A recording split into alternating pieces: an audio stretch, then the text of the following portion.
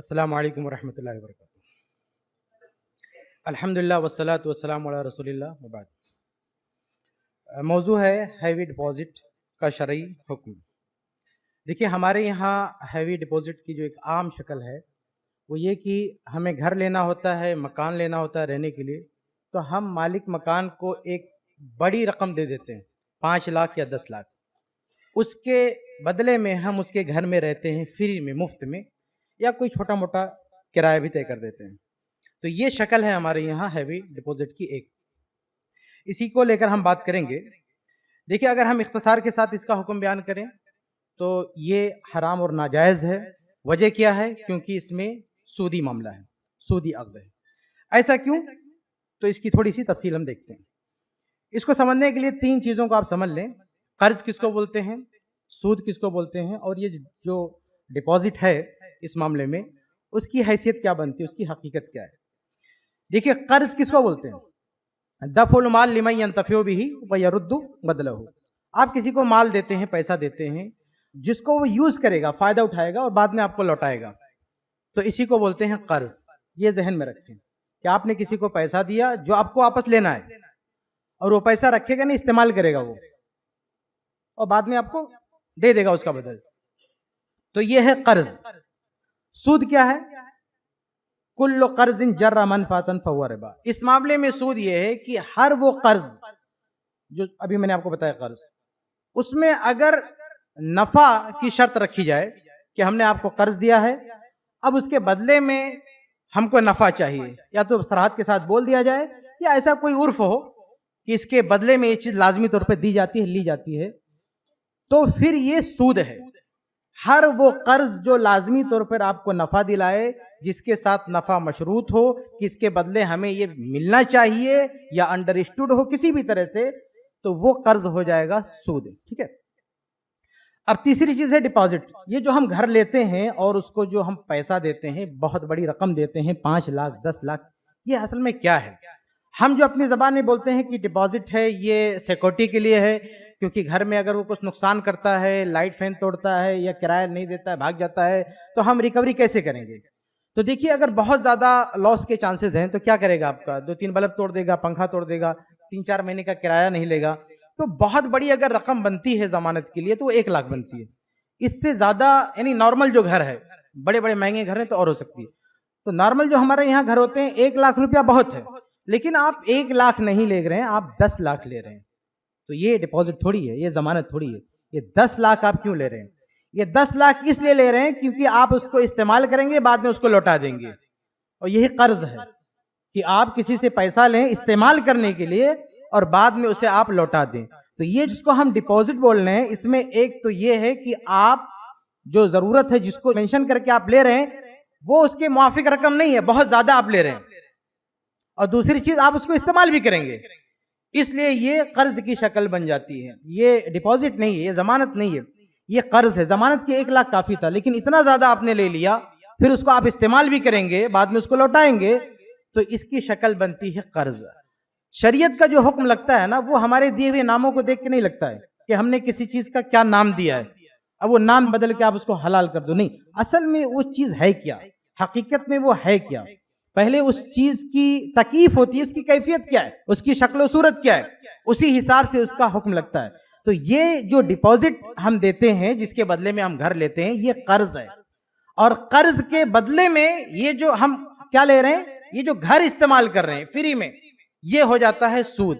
تو یہی ہے کل قرض جر منفعۃ فہو ربا۔ ہر وہ قرض جس کی شرط یہ ہو کہ آپ کو نفع دلائے تو وہ کیا ہو جائے گا؟ سود ہو جائے گا۔ تو اس بنیاد پر یہ چیز حرام ہے۔ ہیوی ڈپازٹ پہ گھر لینا، فلیٹ لینا، یہ حرام ہے، کیونکہ آپ قرض کے بدلے میں نفع لے رہے ہیں، قرض کے بدلے میں آپ فائدہ لے رہے ہیں۔ ٹھیک ہے، یہ وجہ ہے۔ آگے بڑھتے ہیں، اب 1-2 شبہات ہیں، اس کا ازالہ پیش کر دوں۔ دیکھیے کچھ لوگ کہتے ہیں کہ یہاں پہ بھائی دونوں راضی ہیں، یعنی مالک مکان جو دینے والا ہے مکان اور جو لینے والا ہے، دونوں راضی ہیں، تو پھر آپ کو کیا پرابلم ہے؟ بھائی مسلمان کے لیے کافی نہیں ہے کہ 2 لوگ کسی معاملے میں راضی ہوں، اللہ بھی راضی ہونا چاہیے اس معاملے سے۔ اگر اللہ راضی نہیں ہے، اللہ کی شریعت کے مطابق وہ نہیں ہے، تو پھر 2 لوگوں کا راضی ہونا کافی نہیں ہے۔ دیکھیے لڑکا لڑکی زناکاری کرتے ہیں، ہر جگہ ریپ نہیں ہوتا، دونوں اپنی مرضی سے زنا کرتے ہیں تو حلال تھوڑی ہو جائے گا۔ یہ ٹھیک ہے، لڑکا بھی راضی ہے، لڑکی بھی راضی ہے، وہ تو سیکولر کوئی کورٹ ہے، وہ کہے گی ٹھیک ہے کوئی آبجیکشن نہیں کر سکتا، اس کا باپ بھی نہیں بول سکتا. لیکن اسلام میں تھوڑی چلے گا کہ لڑکا بالغ ہے راضی ہے، لڑکی بالغ ہے راضی ہے تو اب جو چاہے کریں. نہیں، اسلام کا اپنی ایک شریعت ہے، اپنا ایک حکم ہے. تو یہ جو لوگ کہتے ہیں کہ دونوں راضی ہیں، تو یہ مسلمان کے لیے اصول نہیں ہے کہ دونوں راضی ہیں، تو کہیں بھی دو لوگ راضی ہوں تو اس کو آپ جائز کہہ دو. ایک دوسرا شبہ یہ پیش کیا تھا کہ بھئی اس میں تو دونوں کا فائدہ ہے، تو اب کیوں اس سے روک رہے ہو؟ تو دونوں کا فائدہ دیکھ کے کسی چیز کو حلال کہہ دینا یہ بھی مسلمان کا اصول نہیں ہے. شراب پینے میں بھی قرآن نے کہا کہ فائدہ ہے، اس کا مطلب نہیں کہ آپ اس کو حلال کر دو گے. تو بہت ساری چیزوں میں فائدے دکھتے ہیں، لیکن ہمیں صرف فائدہ دیکھ کے حلال نہیں سمجھ لینا ہے. ہمیں یہ دیکھنا ہے کہ اس میں اللہ کا حکم کیا ہے، اللہ کے رسول صلی اللہ علیہ وسلم کا حکم کیا ہے، شریعت کا حکم کیا ہے. تو یہ مسلمان کی بات نہیں ہو سکتی، مسلمان کی دلیل یہ نہیں ہو سکتی ہے کہ اس میں فائدہ ہے. مسلمان کی دلیل یہ کہ شریعت کیا کہتی ہے. مسلمان کو لاکھ فائدہ دکھے، اس کی عقل کے حساب سے وہ چیز لاکھ درست دکھے، لیکن اگر شریعت میں گنجائش نہیں ہے تو ایک مسلمان اس پہ عمل نہیں کر سکتا. اچھا آگے بڑھتے ہیں. یہ تو ان کے شبہات تھے نا جو اس کو حرام سمجھنے کے لیے تیار نہیں ہے. اب آگے بڑھتے ہیں. کچھ لوگوں نے اس کو حرام سمجھا، لیکن حرام سمجھنے کے بعد اس کو حلال کرنے کے لیے کچھ ہیلے بہانے اختیار کیے. وہ بھی 2-3 چیزیں ہیں، میں آپ کے سامنے ذکر کرتا ہوں. یعنی بائی ڈیفالٹ سمجھ لیے کہ حرام ہے، لیکن اب کچھ کریکشن کر کے ادھر ادھر کر کے اس کو کسی طرح سے حلال کر لیتے ہیں. اس کو ہیلا بولتے ہیں، ہیلا. تو ایک ہیلا یہ ہے، کہتے ہیں کہ ہم کیا کرتے ہیں، جو گھر میں ہم رہ رہے ہیں نا اس کا ایک چھوٹا موٹا کرایہ طے کر دیتے ہیں. 1000 روپیہ کرایہ، یعنی 10,000 جو ہے اس کا عرف میں اس کا کرایہ چلتا ہے، تو ہم 1000 روپیہ کرایہ رکھ دیتے ہیں. کوئی مسئلہ نہیں ہے، ہماری اس کی مرضی ہے، ہماری اسی پہ ڈیل ہوئی ہے. تو یہ بھی درست نہیں ہے. کیوں؟ کیونکہ اگر عرف میں ہمارے اس علاقے میں اس گھر کا کرایہ 10 گھر ہیں، سب کا کرایہ نارمل 10,000 ہے، تو آپ نے صرف 1,000 طے کیا ہے. تو جو آدمی فری میں رہ رہا ہے، ہیوی ڈپوزٹ پہ فری میں رہ رہا ہے، اور آپ 1,000 کرایہ دے رہے ہیں، دونوں میں فرق صرف اتنا ہے کہ وہ مکمل سود کھا رہا ہے. 10,000 وہاں پہ سود کا معاملہ ہے، اور آپ کے یہاں بس یہ 9,000 کا. بس یعنی آپ نے تھوڑا سا ادا کر دیا بس. لیکن اس کا یہ مطلب نہیں ہے کہ آپ کے لیے وہ جائز ہو گیا، کیونکہ یہ جو کم پہ ڈیل ہو رہی ہے نا، اس کی وجہ وہ قرض ہے. قرض کی وجہ سے کرایہ مالک مکان کم کر رہا ہے، ورنہ آپ کہیں اور کم کرا کے دیکھ لو، نہیں کم کرے گا کوئی. اس لیے یہ ہیلا نہیں چلے گا کہ تھوڑا موڑا کرایہ دے دو اور پھر وہ حلال ہو جائے گا. ایک دوسرا ہیلا یہ ہے، کچھ لوگوں نے کہا کہ مالک مکان اور کرایہ دار یہ ڈیل کرے کہ بھائی آپ کو ہم نے 10 لاکھ دیا، 10 لاکھ لے کے ہم کو 5 سال کے لیے بیچ دو. یہ فتویٰ بھی انٹرنیٹ پہ ہے، آپ نے پڑھا بھی ہوگا شاید، کہ 5 سال کے لیے یہ گھر ہم کو بیچ دو، میں اس کا مالک ہو گیا، ہم کو آپ نے تملیک دے دیا، کچھ سب ہو گیا. اب 5 سال کے بعد اسی رقم میں آپ کو دوبارہ یہ گھر بیچ دوں گا. یہ بھی ایک طریقہ لوگوں نے نکالا ہے. تو یہ بھی درست نہیں. بھئی آپ نے اگر کسی کو سامان بیچ دیا، اس کا مالک ہو گیا، وہ آزاد ہے، چاہے جو کرے، بیچے یا نہ کرے، کسی اور کو بیچ دے یا اس میں رہے نہ بیچے، آپ کو دوبارہ آپ کو دے ہی نہ. تو یہ ہیلا بھی ٹھیک نہیں ہے. یہ تو وہی نا حلالہ والا مسئلہ ہو گیا جو 3 طلاق کے بعد حلالہ کرتے ہیں، کہ شادی کرا دیا اور کہا کہ نہیں بعد میں تم طلاق دے دینا. تو اس سے یہ شریعت نے اس نکاح کو معتبر نہیں مانا ہے کہ اس شرط کے ساتھ آپ کسی سے نکاح کریں کہ بعد میں طلاق دے دیں، بیوی ہم کو مل جائے. تو اس شرط کے ساتھ کسی کو بیچنا کہ یہ لے لو، آپ خرید لو، بعد میں واپس ہم کو بیچ دینا، تو یہ بھی ایک ہیلا ہے بس.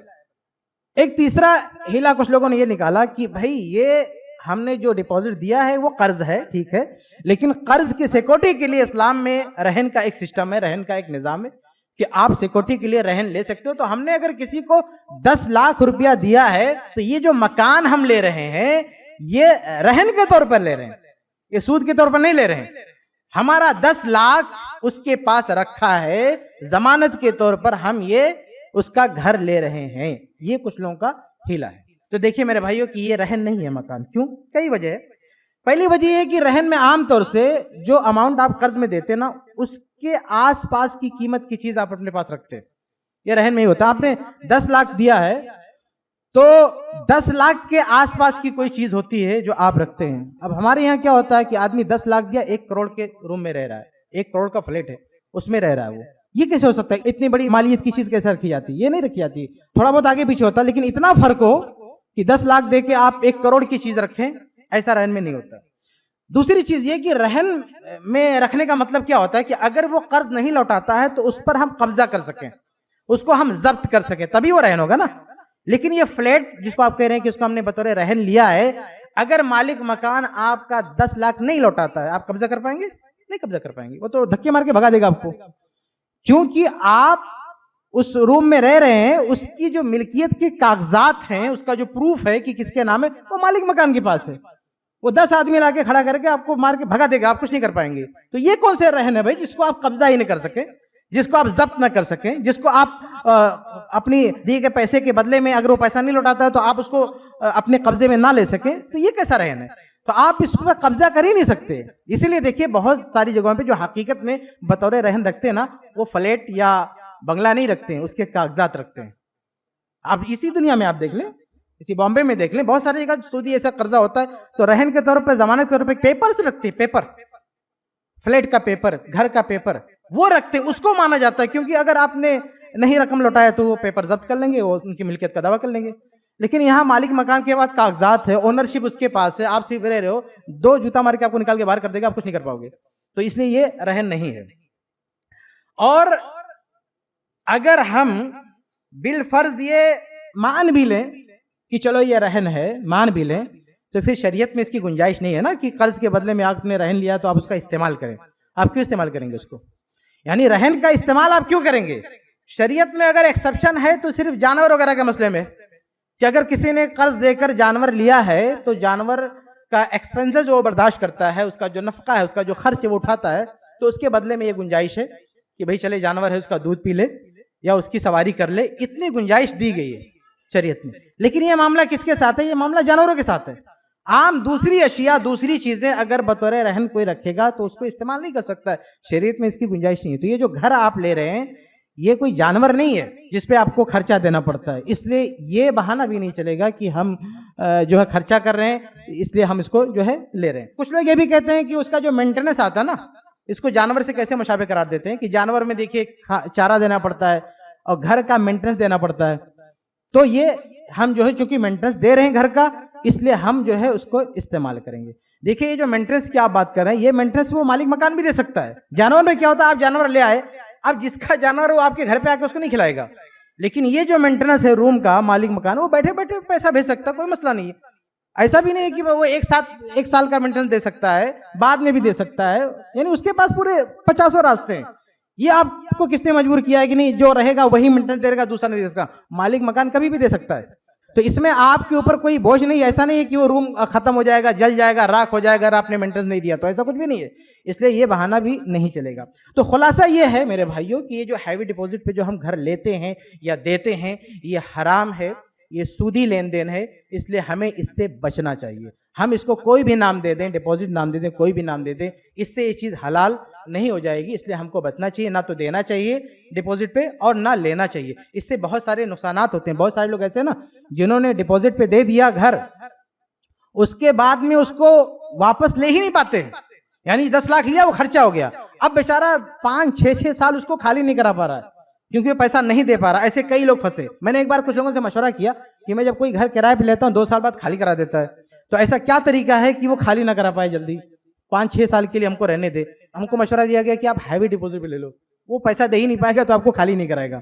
تو یہ مسئلہ ہوتا ہے میرے بھائی. آدمی پھنس جاتا ہے، پتہ نہیں اس کے کل کیا حالات ہوں. 10 لاکھ لیا، پتہ نہیں کہاں ادھر ادھر ہو گیا، تو وہ زندگی بھر جو ہے لٹکا رہے گا. ایسی بہت ساری، اسی ممبئی میں بہت ساری مثالیں میرے سامنے کہ بیچارے پھنس گئے اور پریشان ہو گئے، بہت زیادہ دکھی ہو گئے. کچھ لوگ کہتے ہیں نا دونوں کا فائدہ نہیں، بہت بڑا نقصان ہو جاتا ہے جو ہم کو نظر نہیں آتا ہے. ایک آخری بات میں بات ختم کرتا ہوں، وہ یہ کہ ایک دوسرا راستہ یہ ہے، اگر آپ کو کم کرایہ چاہیے بڑی رقم دے کے، تو اس کی شکل یہ ہو سکتی ہے کہ آپ سال بھر کا کرایہ ایک ساتھ دے دیں. سال بھر کا کرایہ آپ ایک ساتھ اس کو دے دیں، ایڈوانس پیمنٹ کر دیں. اب ایڈوانس پیمنٹ کرنے کے بعد وہ آپ کو واپس نہیں لینا، وہ قرض نہیں ہے، وہ اس کا ہو گیا، قیمت آپ اس کو دے رہے ہیں، کرایہ دے رہے ہیں. اب اس میں آپ یہ گزارش کر سکتے ہیں کہ ایڈوانس میں آپ کو اتنا دے رہا ہوں ایک ساتھ، آپ کچھ کرایہ کم کر دیں. 10,000 ہے، 9,000، 8,000. زیادہ تو نہیں کم کرے گا وہ اس میں، لیکن تھوڑا بہت کم ہو سکتا ہے. یہ شکل صرف ہو سکتی ہے کہ آپ پورا ایک سال کا پیمنٹ ایک ساتھ کرایہ دے دیں اور اس میں کچھ گزارش کریں کم کر دیں. اگر وہ کم کر دیا تو ٹھیک ہے، یہ سود نہیں، کیونکہ آپ جو دے رہے ہیں وہ اس کی اجرت دے رہے ہیں. یہ کیا ہے؟ یہ قرض نہیں ہے. تو یہ چند باتیں تھیں اس حوالے سے کہ ہیوی ڈپوزٹ کا جو شرعی حکم ہے تو یہ سود ہے، اس کا لین دین جائز نہیں، اس لیے ہمیں اس سے بچنا چاہیے. السلام علیکم.